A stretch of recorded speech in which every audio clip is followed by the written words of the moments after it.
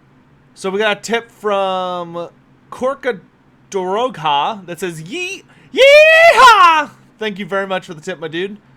And then I went out, thank you for the $10 tip for the 100% achievement. And anyway, I'm exhausted. That was a super long stream, and I barely slept last night. Yeah, that was a 6-hour stream. Good God. But we did it.